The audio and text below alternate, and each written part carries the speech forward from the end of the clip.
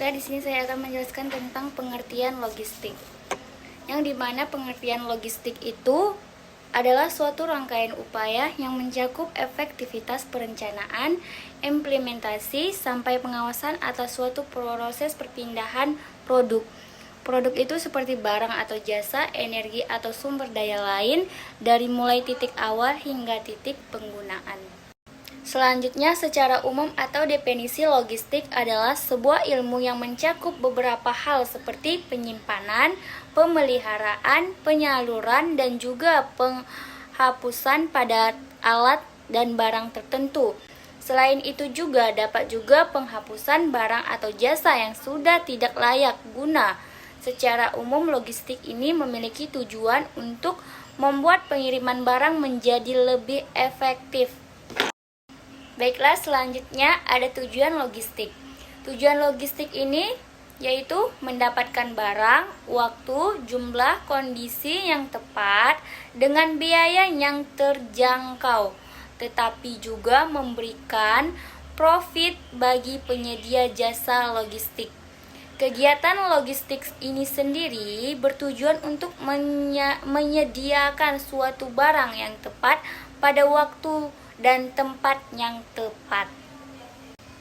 Selain itu juga, tujuan logistik dapat dibagi menjadi 3 tujuan, yaitu tujuan operasional, tujuan keuangan, dan tujuan keamanan. Baiklah, selanjutnya ada komponen penting logistik. Ada 5 komponen penting yang harus kita ketahui. Yang pertama, lokasi fasilitas logistik. Yang kedua, transportasi.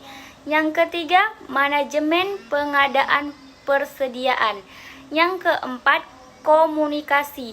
Dan yang kelima, penyimpanan. Selanjutnya ada manfaat logistik.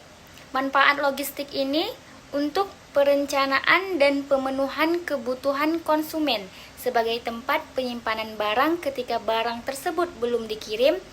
Dan yang terakhir, pemeliharaan kualitas barang mulai dari penerimaan, penyimpanan, hingga pengiriman barang. Selanjutnya ada syarat sistem logistik yang baik. 1. Layanan pengguna. Layanan pengguna ini penting bagi penyedia jasa logistik untuk memberikan update informasi dengan sigap. Sebab logistik sangat mengandalkan waktu dan kecepatan. Hal ini hanya bisa dicapai dengan komunikasi yang baik dan produktif. 2. Ada detail. Proses perdagangan antar negara sangat konflik.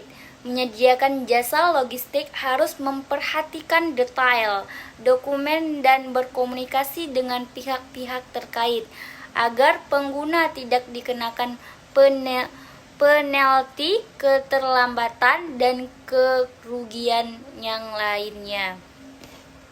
3. Legalitas. Legalitas ini, penyedia jasa logistik harus memiliki izin resmi dan beroperasi sesuai dengan hukum yang berlaku.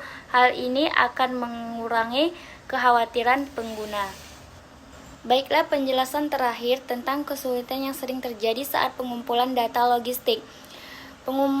Mengumpulkan data dan memproses data, kurangnya format data standar dan penggunaan software yang sama, sulit menjaga kualitas barang sebab perusahaan tidak menerima informasi secara real time untuk langsung bertindak atas gagal kirim. Informasi gudang dan perusahaan tidak konsisten.